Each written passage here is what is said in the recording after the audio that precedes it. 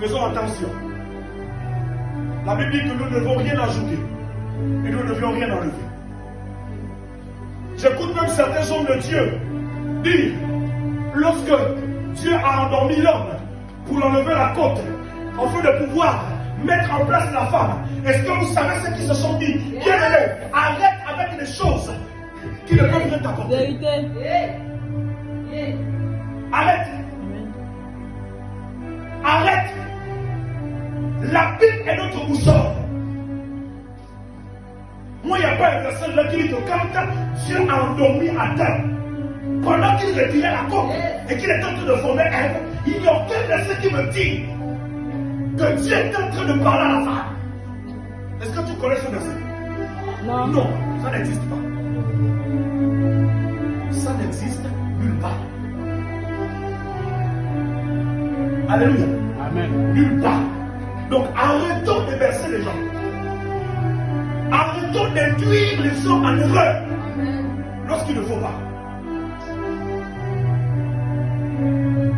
On doit prêcher ce que la Bible nous révèle.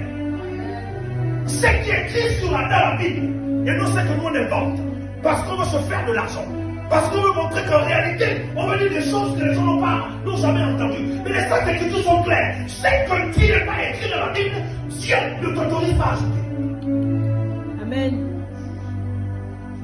Est-ce que tu me comprends? Qu'est-ce qu'il a dit alors? Verset 17. Verset 17. Il a dit alors, Oui. puisque tu as écouté la voix de ta femme, Puisque tu as écouté la voix de ta femme, et que tu as mangé de l'arbre au sujet reprends la duquel, partie et que tu as mangé de l'arbre au sujet duquel au sujet duquel je t'avais donné 7 ans. je t'avais donné 7 ans. Dieu avait interdit formellement à l'homme de pouvoir manger les fruits de cet arbre. Alléluia. Amen. Il pouvait en manger tous les fruits des arbres qui pouvaient être dans nos jardins, mais sauf cet arbre.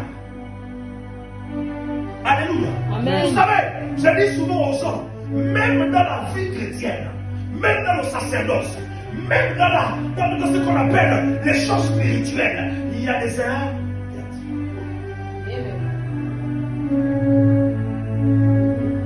Est-ce que tu le comprends? Amen. Il y a des interdits.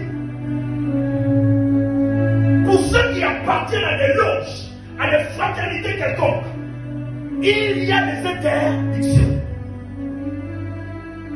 Même chez nos amis à côté là. Alléluia. Amen. Les musulmans, les bouddhistes, ceux qui prient Bouddha.